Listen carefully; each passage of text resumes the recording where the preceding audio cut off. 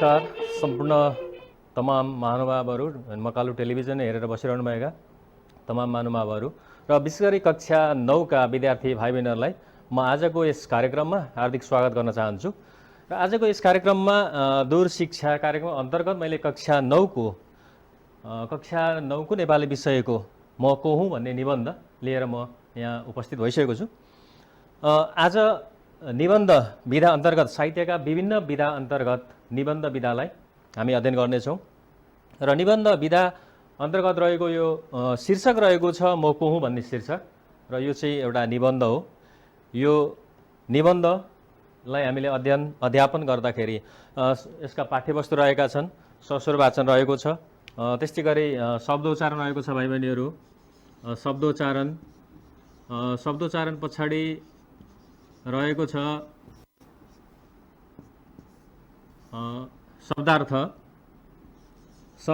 शब्दार्थ पछि हामीले अध्ययन गर्नेछौँ बोध प्रश्न। हामीले कुनै पनि अनुच्छेद अथवा कुनै पनि पाठ अध्ययन गरिसकेपछि त्यहाँ रहेका कुराहरू चाहिँ के कस्ता छन् भन्ने कुरा जान्नको लागि पछि हामी छलफल गर्छौँ। हामीले पढिसकेपछि त्यो अनुच्छेदमा अथवा त्यस पाठमा के कुराहरू थिए भनेर अन्तिममा छलफल गर्छौँ र हामीले के कति बुझ्यौँ भन्ने कुरा पनि त्यसबाट हामीले मनन गर्छौँ। भाइ बहिनीहरू, सर्वप्रथम निबन्ध, म अलिकति निबन्धको बारेमा अलिकति प्रकाश पार्न चाहन्छु। निबन्ध भनेको के हो त? निबन्ध कसरी लेखिन्छ अथवा निबन्ध भनेको के हो? विशेष गरेर निबन्ध शब्दको अर्थ बन्ध शब्दमा हेर्नुहोस् है, बन्ध शब्दमा यो नि उपसर्ग लागेर निबन्ध बन्दछ। बन्ध शब्दमा नि उपसर्ग लागेर बनेको शब्द निबन्ध हो। यसको अर्थ बाँध्नु भन्ने हुन्छ। सामान्य अर्थमा चारैतिर छरिएका अथवा यत्रत्यत्र छरिएका जति भावहरू हुन्छन् ती भावहरूलाई एकत्रित गरी अथवा एकै ठाउँमा बाँधेर लेख्नु नै निबन्ध हो। निबन्धलाई विशेष गरेर आत्मपरक र वस्तुपरक गरी दुई भागमा विभाजन गरिएको पाइन्छ। आत्मपरक र वस्तुपरक। निजी भावमा अथवा निजी भावनामा चुर्लुम्म डुबेर लेखिएको निबन्ध आत्मपरक हो। निजी भावनामा चुर्लुम्म डुबेर लेखिएको निबन्ध आत्मपरक हो भने वस्तुको यथार्थ चित्रण, जुन वस्तु छ त्यो वस्तुको चाहिँ यथार्थ चित्रण पद्धति अँगालिएको निबन्ध त्यो चाहिँ वस्तुपरक हो। यसै गरी हामीले अहिले अध्ययन गर्न लागेको जुन निबन्ध छ भाइ बहिनीहरू, यो निबन्ध म को हुँ निबन्ध चाहिँ यो आत्मपरक निबन्ध हो र यसलाई यसरी पनि हामीले बुझ्न सक्छौँ। विशेषतः म पात्र भएको निबन्ध नै आत्मपरक निबन्ध हो। म पात्र भएको निबन्ध नै आत्मपरक निबन्ध हो। भाइ बहिनीहरू, अब यो म को हुँ निबन्ध कसले लेखेको हो त? यो म को हुँ निबन्ध कि लेखिका अथवा लेखक सुधा त्रिपाठीले लेखेकै हुन्। सुधा त्रिपाठीको छोटो परिचय म भाइ बहिनीहरूलाई गराउन चाहन्छु। सुधा त्रिपाठी यहाँहरूले स्लाइडमा पनि हेर्न सक्नुहुन्छ। सुधा त्रिपाठीको बारेमा म को हुँ निबन्ध यो चाहिँ जीवन सूत्र र स्वप्नभास भन्ने एउटा निबन्ध सङ्ग्रह छ भाइ बहिनीहरू। त्यो निबन्ध सङ्ग्रहबाट यसलाई निकालिएको म को हुँ र निबन्धकार सुधा त्रिपाठी हुन्। यहाँहरूले हेर्न सक्नुहुन्छ सुधा त्रिपाठीले तयार गरेको यो निबन्धमा म को हुँ, उनले म को हुँ त आफूले आफूलाई चिनाउने प्रयास गरेकै छन्। साहित्य सिर्जना गर्दाखेरि विभिन्न कुराहरू चाहिँ आफूले अनुभव गर्नुपर्ने हुन्छ, चोर्नुपर्ने हुन्छ, कसैको नक्कल गर्नुपर्ने हुन्छ र ती विभिन्न माध्यम मार्फत चाहिँ पाठकहरू सामु साहित्य प्रस्तुत गर्नुपर्ने हुन्छ। त्यही क्रममा उनले म को हुँ शीर्षक राखेर आफूले आफूलाई माझ्ने कार्य उनले यहाँ गरेकी छन्। म छोटो परिचय यहाँहरूलाई, जस्तो सुधा त्रिपाठीको परिचयमा उनका पिताको नाम जगन्नाथ शर्मा हो, माता भवानी देवी त्रिपाठी हुन् र उनको शिक्षा नेपालीमा एमए र विद्यावारिधि उनले गरेकी छन् र उनका कृतिहरूमा रहेका छन् बादल, धरती र आस्थाहरू, अर्को छ दृष्टि चौतारी, त्यसै गरी जीवनसूत्र र स्वप्नाभास, सुट टाई र सुँगुर, निश्वासका गुजुल्टाहरू, नारीवादको कठघरामा नेपाली साहित्य, यी चाहिँ सुधा त्रिपाठीका कृतिहरू हुन्। र यी कृतिहरूमध्ये जीवनसूत्र र स्वप्नाभास नामक निबन्ध सङ्ग्रहबाट चाहिँ यो म को हुँ भन्ने निबन्ध साभार गरिएको, निकालिएको। त्यस्तै उनको विभिन्न सङ्घ संस्थाहरूमा पनि संलग्नता छ भाइ बहिनीहरू। जस्तो अभ्युत्थान महिला साहित्य प्रतिष्ठानकी उनी अध्यक्ष हुन्, प्रगतिशील लेखक सङ्घ नेपालको उपाध्यक्ष हुन् भने लगायत विभिन्न सङ्घ संस्थामा उनी संलग्न रहेकी छन्। र उनले साहित्य साधनामा लागि परेपछि लागेर उनले विभिन्न योगदानहरू दिएकी छन् र त्यो योगदानलाई कदर गर्दै विभिन्न पुरस्कारहरूद्वारा पनि उनलाई पुरस्कृत गरिएको छ। जस्तो उनले प्राप्त गरेका पुरस्कारहरूमा पारिजात सिर्जन पुरस्कार, युद्धप्रसाद मिश्र पुरस्कार, अन्तर्राष्ट्रिय साहित्य समाज उत्कृष्ट पुरस्कार, यी चाहिँ उनले प्राप्त गरेका पुरस्कारहरू हुन्। भाइ बहिनीहरू, अब हामीले उनको सामान्य परिचय पश्चात अब हामी सस्वर वाचनतिर म को हुँ नामक निबन्धको अनुच्छेद, पहिलो अनुच्छेद सस्वर वाचनतिर हामी लाग्दैछौँ। सस्वर वाचन भनेको हामीलाई अनुच्छेदमा दिएका जति पनि कुराहरू हुन्छन् तिनीहरूलाई गति, यति र लय मिलाएर वाचन गर्नुपर्ने हुन्छ। त्यही आधारमा म यहाँहरूलाई वाचन गरेर सुनाउँछु, यहाँहरूले पनि त्यसलाई वाचन गर्ने अभ्यास गर्नुहोला।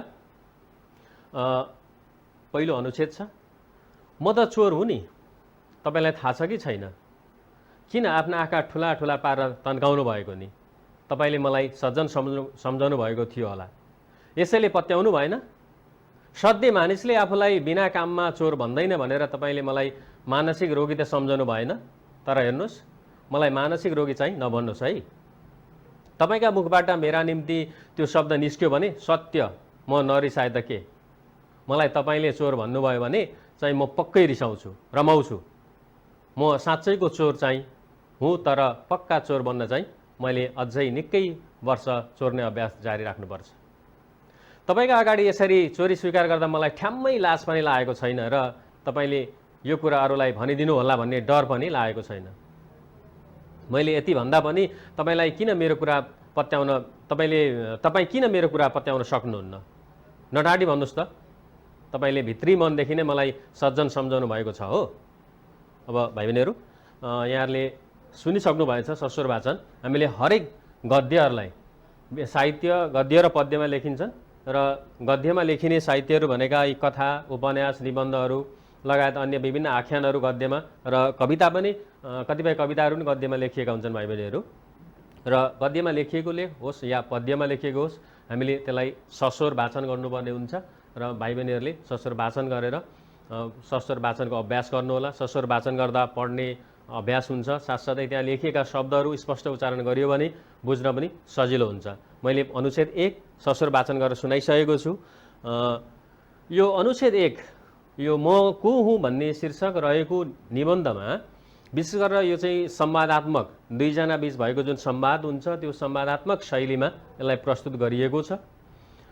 जस्तो एकजना लेखक र अर्कोजना पाठक र लेखक बीच भएको जुन संवाद हुन्छ त्यस्तै शैलीमा यो तयार गरिएको छ। लेखकले आफूले आफ्नो मनमा लागेका कुराहरू, आफूले साहित्य सिर्जना गर्नका लागि चाहिँ गरेका प्रयासहरू र आफूले साहित्य सिर्जना गर्नका लागि विभिन्न क्षेत्रबाट, विभिन्न ठाउँबाट आफूले चोरेका, आफूले लिएका भावहरूको बारेमा यहाँ प्रस्तुत गरिएको छ। भाइ बहिनीहरूले पनि सुनिसक्नु भएको छ। यो अब म केही शब्दहरू यहाँ रहेका छन्, ती शब्दहरू यहाँले उच्चारण गर्नुहुनेछ। उच्चारण गर्दा हामीले शब्दमा दिएका जुन हिज्जे हुन्छ, हामीले जस्तो अङ्ग्रेजीमा स्पेलिङ भने जस्तै नेपालीमा हिज्जे हुन्छ भाइ बहिनीहरू, त्यो हिज्जे एउटा तरिकाको भए पनि उच्चारण गर्दा जसरी उच्चारण गरिन्छ त्यसरी हामीले उच्चारणको ठाउँमा लेख्नुपर्ने हुन्छ। जस्तो सज्जन, यहाँले देख्दै हुनुहुन्छ, सज्जन भन्ने शब्दलाई उच्चारण गर्दा सत्जन, यसरी हामी उच्चारण गर्छौँ। सज्जन। त्यस्तै अर्को रहेको छ सद्य शब्दको उच्चारण गर्दा दे, यहाँले देख्दै हुनुहुन्छ सत दे। त्यसै अर्को छ जारी, जा री। अर्को शब्द छ सत्य, सत्य भने सत्य। अर्को छ डर, डर, डरमा रमा हलन्त दिइन्छ। अनि अर्को शब्द छ ठ्याम्मै, ठ्याम्मै। त्यस्तै गरी अर्को शब्द रहेको छ मानसिक, मानसिक। यसरी हामीले उच्चारण गर्ने गर्छौँ भाइ बहिनीहरू। अब हामी दोस्रो अनुच्छेदतिर लाग्दैछौँ। दोस्रो अनुच्छेदमा दिएको छ भाइ बहिनीहरू, त्यहाँ लेखकले के कुरा भनेकी छन् भने म इमान्दार हुँ, म इमान्दार हुँ कि होइन भन्ने कुरा त तपाईँले थाहा पाइसक्नु भएको छैन, तर म आफूलाई इमान्दार चोर बनाउन प्रयत्नरत छु। लेखकले पाठकलाई अथवा हामी सम्पूर्ण पाठकहरूलाई यहाँ के भनिरहेकी छन् भने म इमान्दार हो कि होइन भन्ने कुरा त तपाईँले थाहा पाइसक्नु भएको छैन, तर म आफूलाई इमान्दार चोर बनाउन प्रयत्नरत छु। चोर पनि कहीँ इमान्दार हुन्छ र भन्ने तर्क झिक्नु होला। चोर्नु नै किन परेको थियो, मागे त भइहाल्थ्यो नि भन्नु होला। म चोरी गर्न बाध्य छु। गुह्य कुरो त के भने मैले चोर्ने गरेका कुराहरू त मागेर कुनै हालतमा पनि पाउन सकिन्न, बाध्य भएर चोर्नै पर्छ। चोर्न बाध्य पार्ने अर्को मुख्य कुरो के भने म असाध्यै गरिब छु, मसँग ती कुराहरू पर्याप्त छैनन्। गरिब भनेर माया गरेर कसैले यहाँ उसको चाहना पनि त परिपूर्ति गरिदिँदैन नि। धेरै भए दयासम्म गर्ला, मलाई दयामा बाँच्न सकस हुन्छ। अब लेखकले भन्न खोजेको कुरा के हो भने भाइ बहिनीहरू, उनले म चोर हुँ भनेर भनिरहँदा पक्कै पनि हामीले विश्वास गरेका छैनौँ भनेर उनले सोचिरहेकी छिन्। तर पनि उनले के भनिरहेकी छन् भने उनी चाहिँ आफू इमान्दार चोर भएको कुरा यहाँ प्रस्तुत गरिरहेकी छिन्। उनी किन इमान्दार चोर बनिन् त, अथवा उनी चोर किन बनिन् त, उनलाई चोर्न किन बाध्य भएको होला त? नचोरेको भए हुन्थ्यो, मागेको भए हुन्थ्यो, किन चोर्ने उनले प्रयास गर्नु पर्यो त, चोर्नु नै किन पर्यो त भन्ने सन्दर्भमा उनीसँग उनलाई चाहिएका हरेक कुराहरू पर्याप्त मात्रामा छैनन्। यदि चोर्दाखेरि माग्दाखेरि कसैले दया गरेर थोरै दिएला, त्यो थोरैले उनलाई पुगिरहेको छैन। उनलाई अरू धेरै कुराहरू चाहिएको छ, किन मागेको कुराले उनलाई पर्याप्त हुँदैन। मागेको कुराले पर्याप्त नभइसकेपछि उनले चोर्नु परेको छ।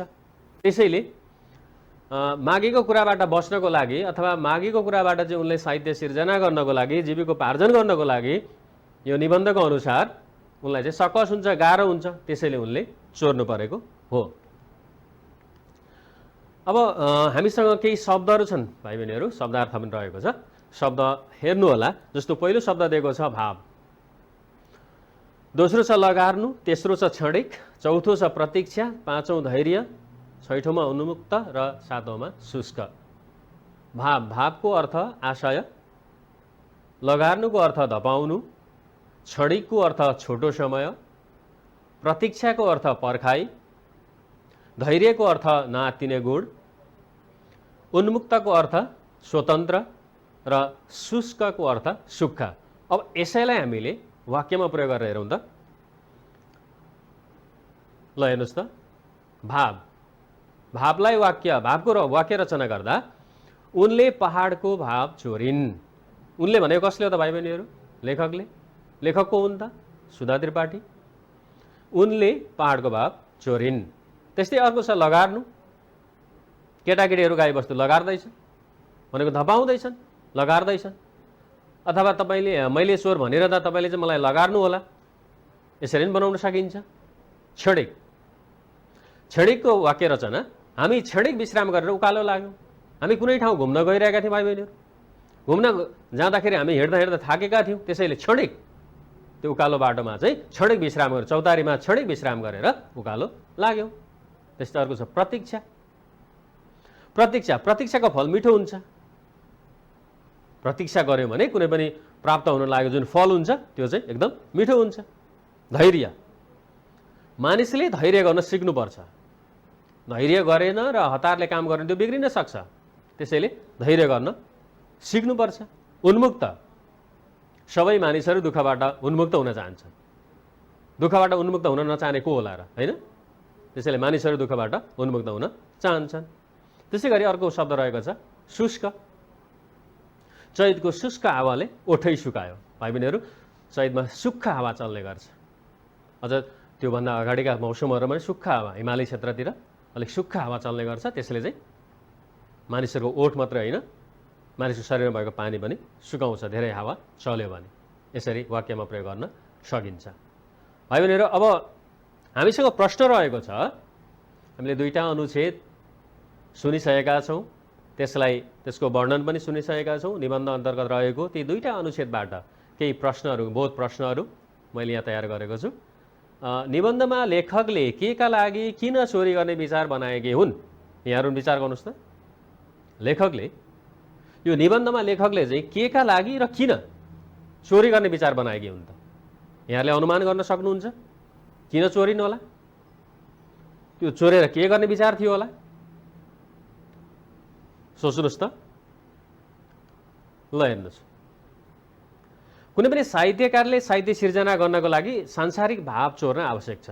साहित्य त्यसै बन्दैन भाइ बहिनीहरू। आफूले जीवनमा विभिन्न भोगेका कुराहरू हुन्छन्, भोगाइएका हरेक यावत अनुभवहरू हुन्छन्, अनुभूतिहरू हुन्छन्, तिनीहरूलाई प्रस्तुत गर्नुपर्ने हुन्छ, त्यसलाई अभिव्यक्त गर्नुपर्ने हुन्छ, त्यो नै साहित्य हो। त्यसैले साहित्य सिर्जना गर्नका लागि सांसारिक भाव चोर्न आवश्यक छ। आफूले चाहेको कुरा मागेर पाइँदैन। साहित्य सिर्जना गर्नको लागि आफूले जुन चाहेको वस्तु छ, चाहेको कुरा छ, त्यो मागेर कहीँ पनि पाइन्न। यदि कसैले मागेर दिइहाल्यो भने आफूलाई हामीलाई चाहिने जति त्यो पर्याप्त हुँदैन। त्यसैले पनि चोर्नुपर्ने हुन्छ। चोर्दा हेर्नुहोस् है, फेरि चोर्दा कसैको भाग पनि नरित्तिने। हेर्नुहोस् त, भाव चोर हो भने के रित्तिन्छ र? कहीँ हामी फुल फुलिरहेको देख्छौँ, ढक्कमक्क फुल फुलिरहेको, त्यसको भाव चोर्दाखेरि त्यो बगैँचा रित्तिँदैन? रित्तिन्छ भाइ बहिनीहरू? रित्तिँदैन। हिमालतिर जान्छौँ, हिमालतिर जाँदाखेरि हिमाल चम्किरहेको हुन्छ, त्यो हिमाल चम्किरहेको त्यहाँबाट कुनै भाव चोर्छौँ भने हिमालको हिउँ त रित्तिँदैन। त्यसैले चोरिकन कसैको केही पनि भाग नरित्तिने हुनाले पनि उनले चोर्ने विचार बनाएकी हुन्। त्यस्तै गरी साहित्य सिर्जना गर्न पर्याप्त सामग्री उनीसँग थिएन, त्यसैले पनि उनले चोरेकी हुन्। यदि उनीसँग पर्याप्त सामग्री भइदिएको भए त उनले चोर्ने नै थिएनन्। त्यसैले उनीसँग पर्याप्त सामग्री नभएको हुनाले पनि उनले चोरेकी हुन्।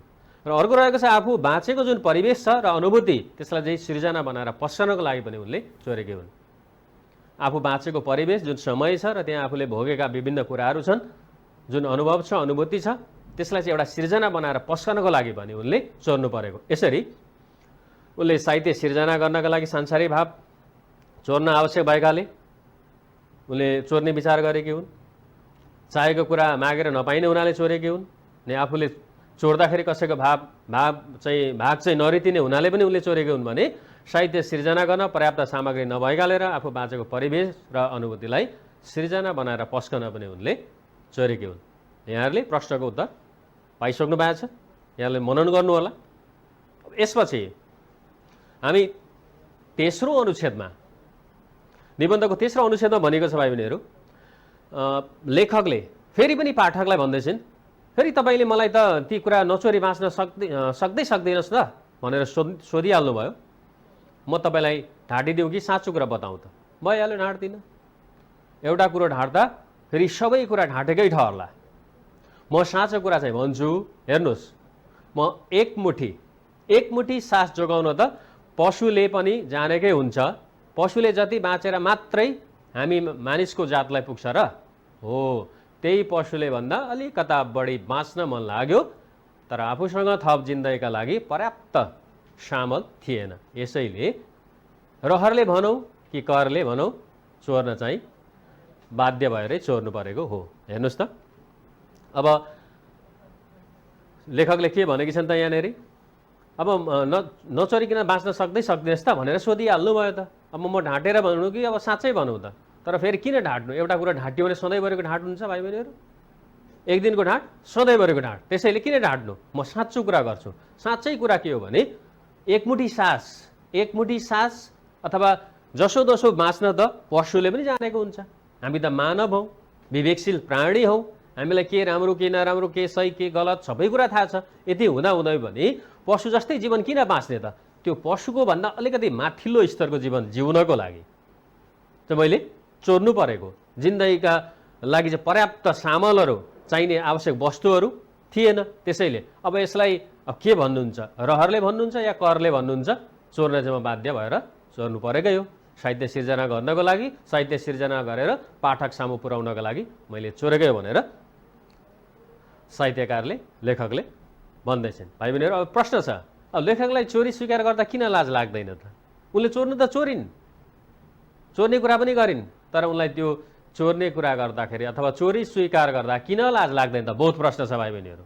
हेर्नुहोस् त ल, किन लाग्दो रहेछ? लेखक प्रतिभाशाली व्यक्तित्व हुन्, बहुमुखी प्रतिभाकी धनी हुन्, उनलाई चाहिँ साहित्य सिर्जनाको लागि चाहिँ प्रकृतिको स्रोतबाट केही न केही चोर्नै पर्ने हुन्छ, किन प्रकृति भनेको साझा, यहाँ भएका सम्पूर्ण जीवहरूको चाहिँ साझा सम्पत्ति हो। त्यसैले प्रकृतिका हरेक स्रोतबाट केही न केही चोर्नै पर्ने हुन्छ। असल लेखकले गहिराइमा पुगेर वास्तविकता खोतल्ने गर्दछ। त्यो बोक्रे लेख लेख्ने त्यो असल लेखक होइन। त्यसैले असल लेखकले कुनै पनि कुराको गहिराइमा पुगेर वास्तविकता खोतल्ने प्रयास गर्छ। सोही कार्यका लागि अरूलाई असर नपर्ने गरी चोरी गर्ने हुनाले र असल लेखकको परिचय दिनका लागि पनि चोरी स्वीकार गर्दा लाज नलागेको हो। यहाँहरूले बुझिसक्नु भएको छ नि? असल लेखकको परिचय दिनको लागि, वास्तविक तथ्य ल्याएर पाठक सामु पुर्याउनका लागि उनले चाहिँ चोरेको कुरा हो। र यसरी पाठक सामु पुर्याउने कुरा जसले पाठकलाई चाहिँ ज्ञान दिने गर्छ, आगामी दिनहरूमा नयाँ नयाँ कुराहरू सिर्जना सिकाउने गर्दछ, त्यस्ता कुराहरू चोर्दाखेरि उनलाई किन लाज लाग्थ्यो त? त्यसैले उनलाई लाज नलागेको हो। यहाँले यो बोध प्रश्न पनि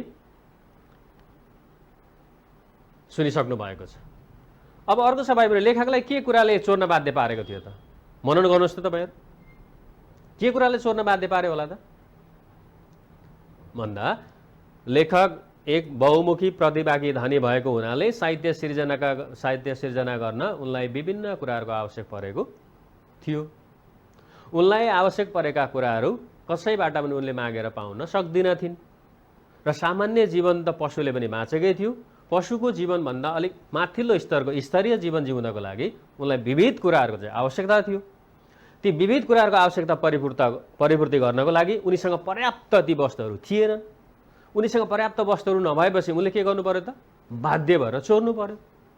त्यही हुनाले आफूले साहित्य सिर्जना गर्नको लागि, पशुभन्दा माथिल्लो जीवन जिउन साहित्य सिर्जना गर्नको लागि, सिर्जना गरेर पाठक सामु पुर्याउनको लागि विभिन्न वस्तुहरूबाट, विभिन्न ठाउँहरूबाट, विभिन्न स्रोतहरूबाट भावहरू चोर्नुपर्ने भएको हुनाले बाध्य भएर उनले चोरेकी थिइन्।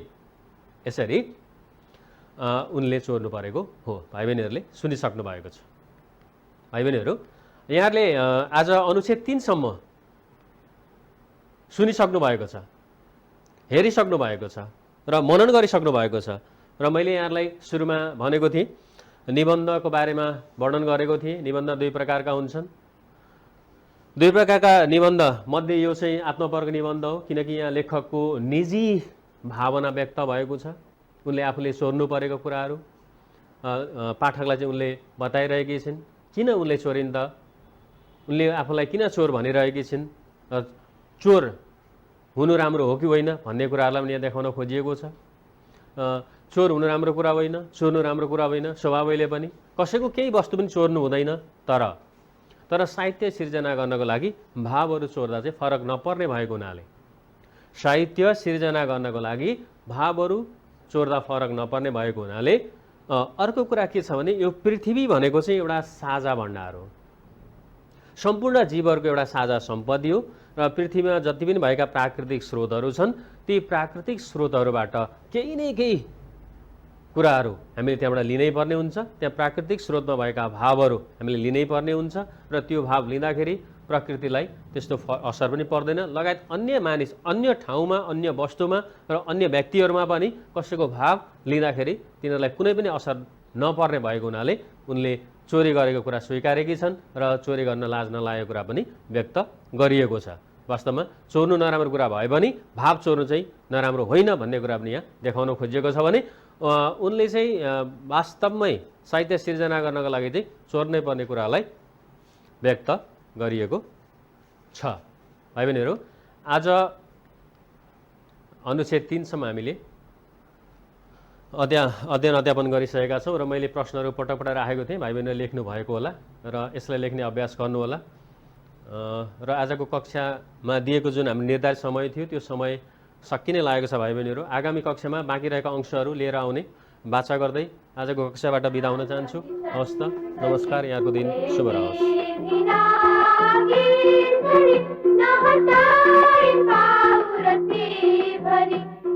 मातृभूमि